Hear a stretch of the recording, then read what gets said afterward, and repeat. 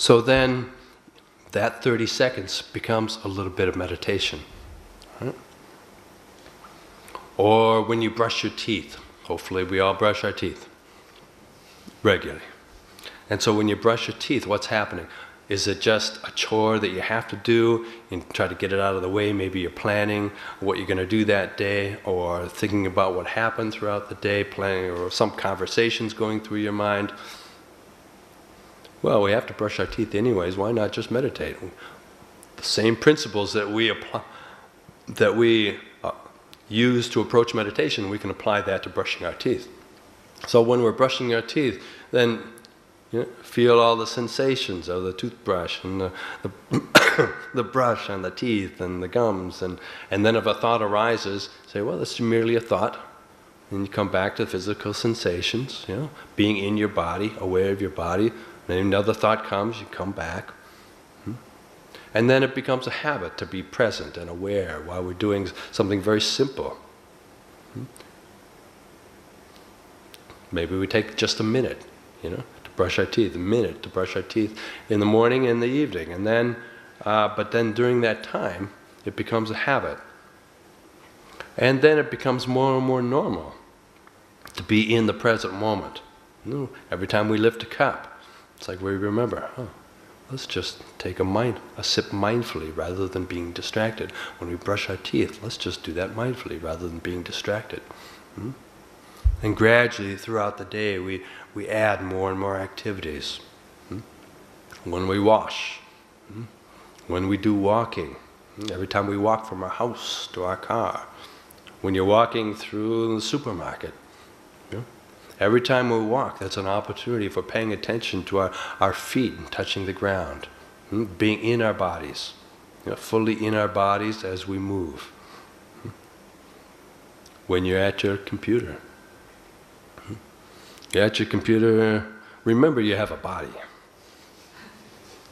At your computer, it's so easy to get drawn into the screen. It's like we get drawn into the content of what we're working on. Sometimes completely losing touch of awareness of our body. So if we spend significant amount of time on computer, then we're going to have to learn how to be mindful while we're using the computer. This is a life activity. So how do we do that? Well, even while we're typing or paying attention or reading or watching, then we can still have a certain percentage of our awareness immersed in our body. The posture of our body, maintaining awareness of sitting. We lose mindfulness, we tend to end up like this. Bring mindfulness back in.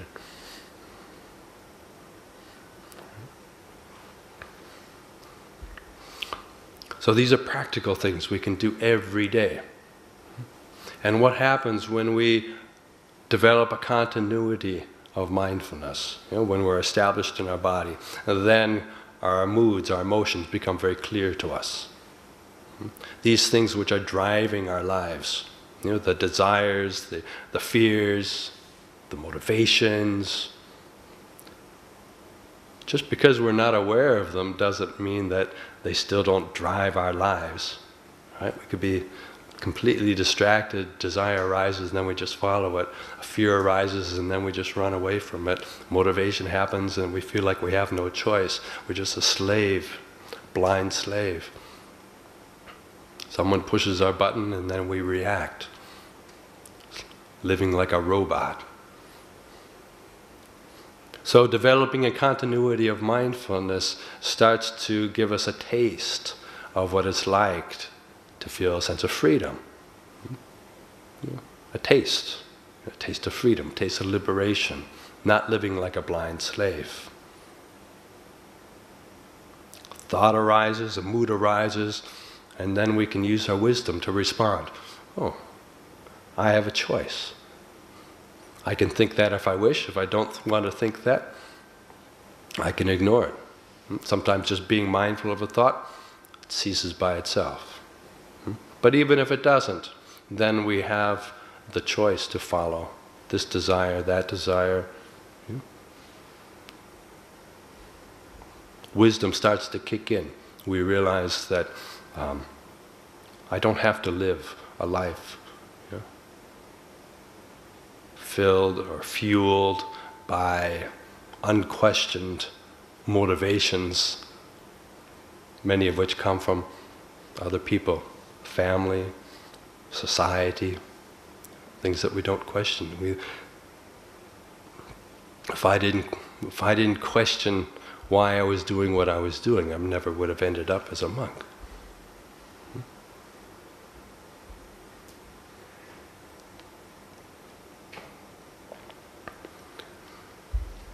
When we develop a continuity of awareness, the natural result of that is we start to feel more tranquil and serene.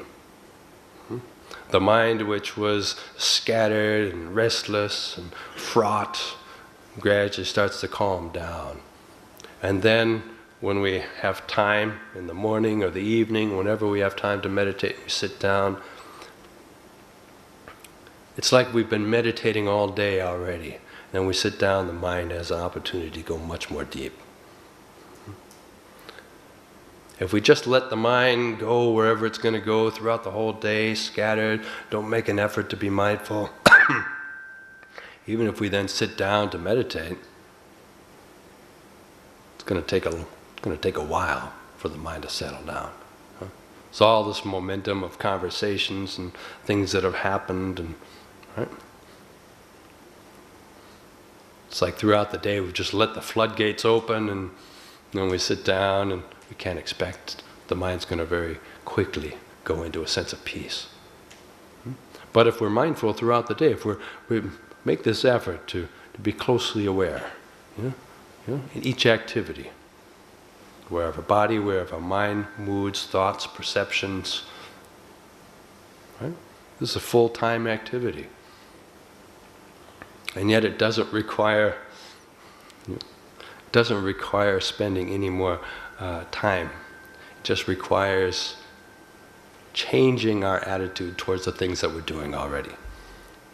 And when we do that, then we start to see things much more clearly. We start to see all these things that I've been doing, all these things that I identify with. Why am I doing it? Why am I motivated to do this action? Why am I doing this? What's the purpose? Is it actually leading to the happiness that I assume I'm doing it for? And then we start to see things more clearly. Wisdom starts to grow.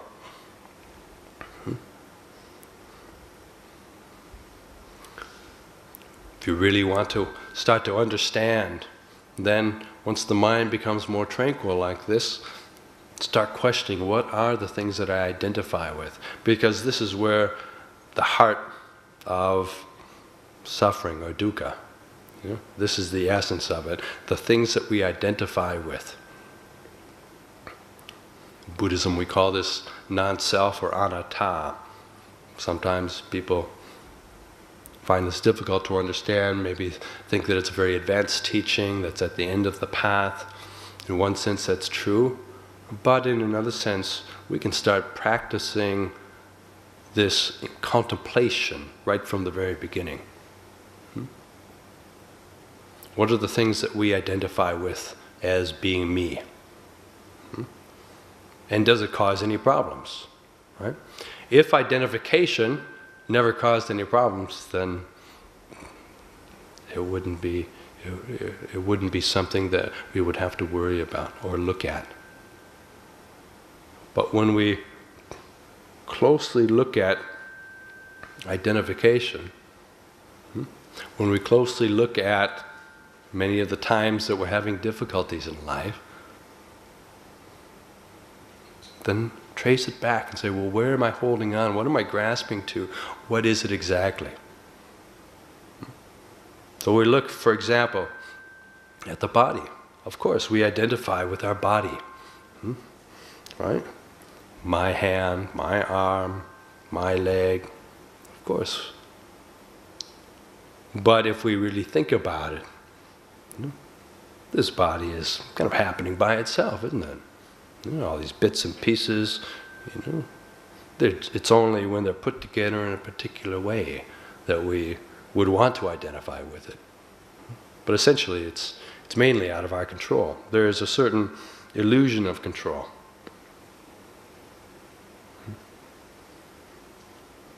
Very early on, I practiced, for every meditation, I would visually disassemble the body, put it back together again, 3 times. Right? And this directly begins to challenge our perception of who we think we are. We look in the mirror and we think, oh, that's who I am. But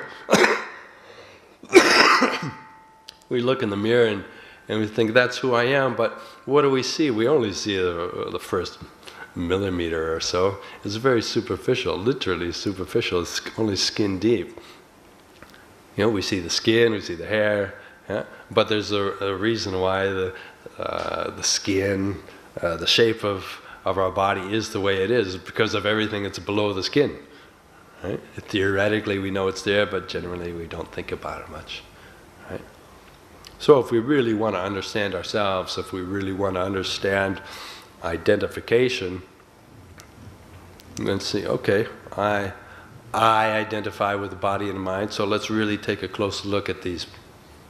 We'll start with the body, take a close look at the body. Investigate all the bits and pieces, take it all apart, and you realize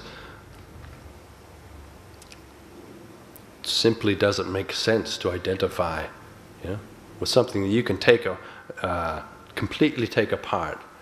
And you say, well, where am I then? And what happens if you visualize taking your skin and hair off? How do we look? Do I want to identify with that? But even if we don't want to identify with it, we still do. So, oh yeah, even if we think we're ugly, we still identify with it. Yeah, sometimes very strongly. And that can be a cause for suffering. Yeah? If we think we're beautiful, even that can be a cause of suffering because we want to hold on to it. If we think we're ugly, that's certainly a cause for suffering. As the body changes, that can be a real cause for suffering.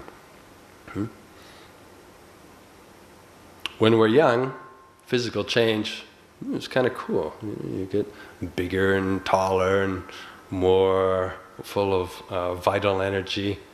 But then at a certain stage, you think, okay, well, I'd like to stop now. But it doesn't stop, it just carries on. And then we tend to perceive ourselves usually maybe 5 to 10 years younger than we actually are. The perception's going to lag behind. So a lot of Dhamma practice is trying to bring our perceptions in line with reality.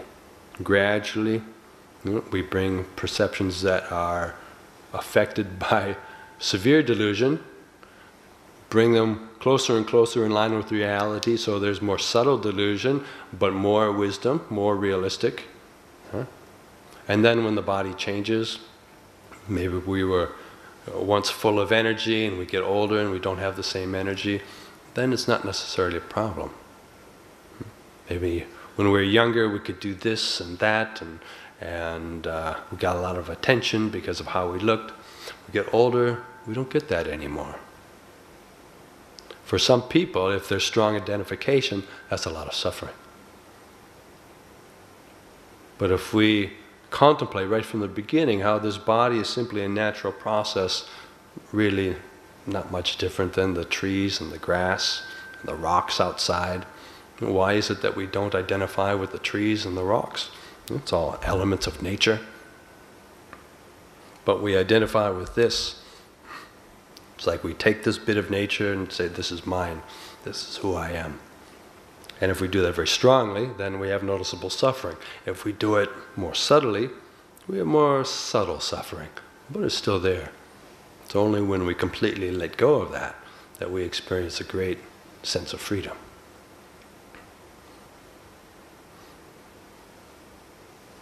And identification with all of our feelings, mental feelings, moods coming and going, but also the sensations of comfort, discomfort, beauty and ugliness, pleasant sound, unpleasant sound, deliciousness, lack of delicious flavor. To what degree do we identify with the senses, always looking to maximize our pleasure from the senses? That's a real burden.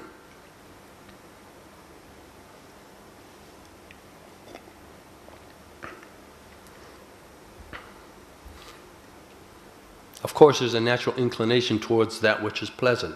But if this becomes our main motivator in life, we are identified with seeking beautiful sights, pleasant sights, pleasant sounds, comfort in the body. Always trying to maximize the pleasure through the senses. That can drive our life. That can be the driving force through our life. And when we're very mindful and contemplating, we realize there's not much difference between a pleasant sensation and an unpleasant sensation. For meditation, they're absolutely equally valid. So all of the time and effort and money that can be spent on getting a particular flavor, I sometimes just laugh. People are like, they get so refined in this particular flavor of food, this particular flavor of wine. So, well, in the end, it doesn't really matter much, does it? It matters to them. But from a meditator's standpoint, this is very limiting. And when we limit ourselves, when we orient ourselves around simply trying to maximize pleasure, then that becomes a real burden in life. Because there's no way that we can only experience pleasure. We generally experience a balance. Sometimes we experience more pleasure, sometimes we experience more discomfort or pain. So then we have to learn how to be fully accepting and approach the discomfort with a wise attitude.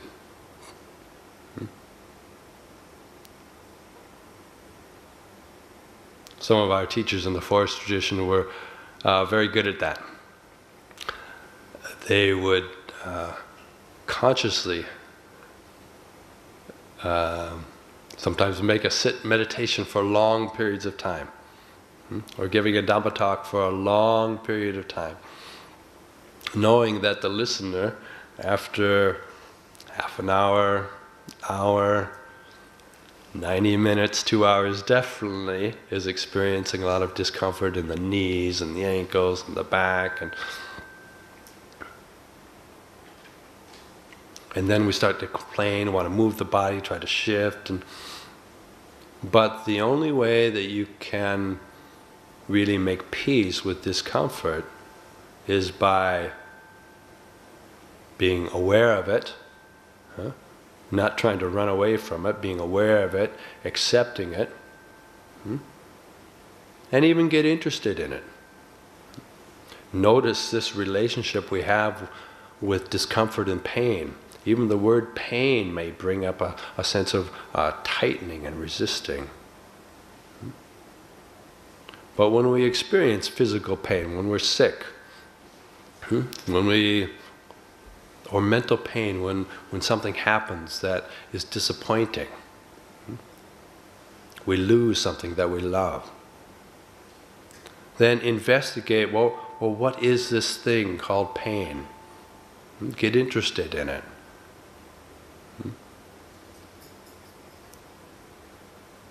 Don't let it control our life. Trying to run away from pain, not liking it, being tense around it. This is all ways that the pain and discomfort or feelings, can control our life, limiting our freedom. So in the end, even if we experience discomfort, we can still simultaneously feel a sense of spaciousness. It's like sati or mindfulness becomes so spacious. It's like all around. and then a pleasant sensation arises within that, and we're aware of that. An unpleasant sensation arises within that, and we're aware of that. But neither of the two really shake. Yeah? They don't shake the stability of this awareness. And then this awareness increasingly becomes the place where we orient ourselves towards, yeah? As a source of stability and peace and reliability. So then whatever comes through the senses, pleasant, unpleasant, wished for, unwished for, it's all taken in through the spaciousness of awareness.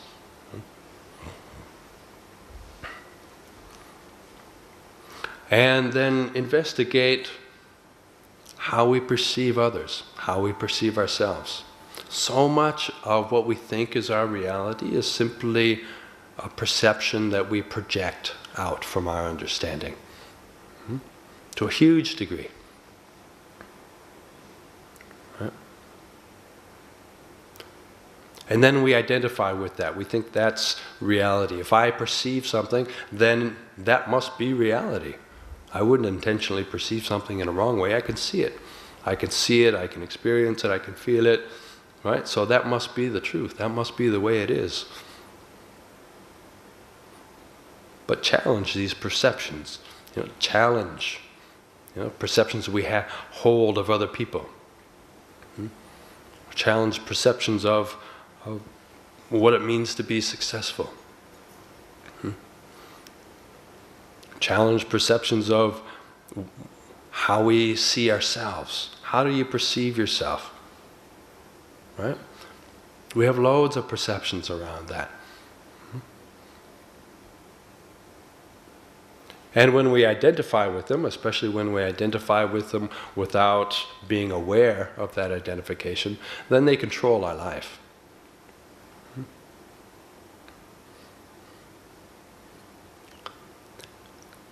And then looking at all of our intentions, the motivations, the things that drive us to make decisions.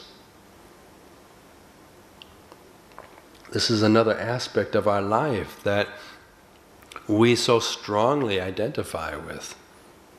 Making decisions in life, having the free will to make a choice. Why is it that we've done what we've done with our life? Well, maybe there was some social pressure, but essentially, we make decisions. Right? That's the idea. We make decisions. Or why is it that you had what you had for breakfast this morning? Or if I tell you to suddenly, without any reason, choose to raise your right hand or your left hand, right?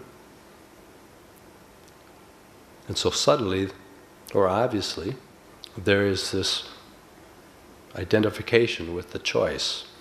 I am making a choice, right? I am the one who chooses to raise my arm or not to raise my arm. So these are places where the sense of self reside, sometimes very strongly, often completely unchallenged. Right? Intentions, motivation, what is driving us to make decision. These things, for the most part, are culturally conditioned from our family, even thoughts or motivations that seem to be new and creative. Really, it's just a conglomeration of things that we've experienced and heard and read.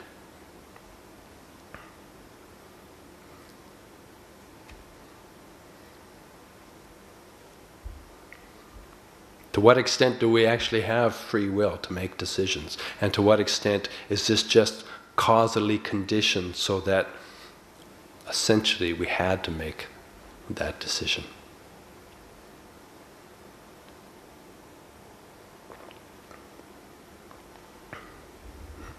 So investigating the nature of the body and the mind, until even the most subtle aspect of the mind, the sense of conscious awareness, this also is seen as something that is arising and passing away.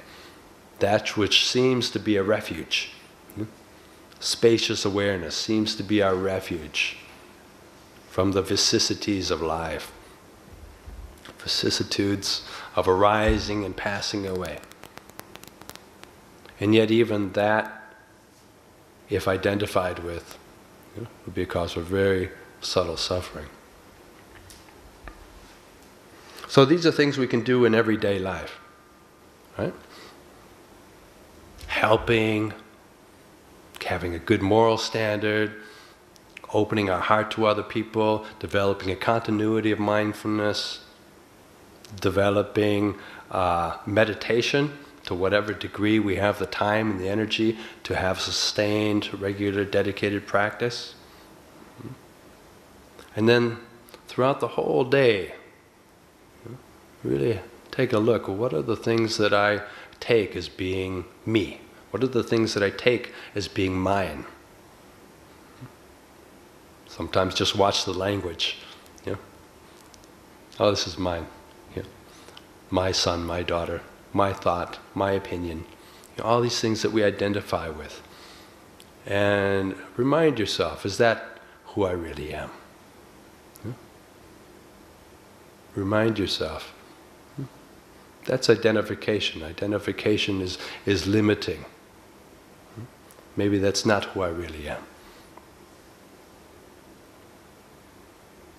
So in this way, Buddhism becomes very practical. It's something that we can practice from the time we get up in the morning, wake up in the morning, notice, am I breathing in or am I breathing out?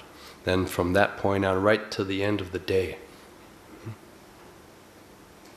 There's always some way that we can develop good karma, some way that we can develop the Noble Eightfold Path, some way that we can create a foundation in life that will assure us that we've done the best we can, the very best we can for securing our future, and then we don't experience fear. We don't experience fear because we know we've done the best we can. We've utilized the time and effort and the life, the situation that we have to the utmost. So I offer this for your reflection this evening.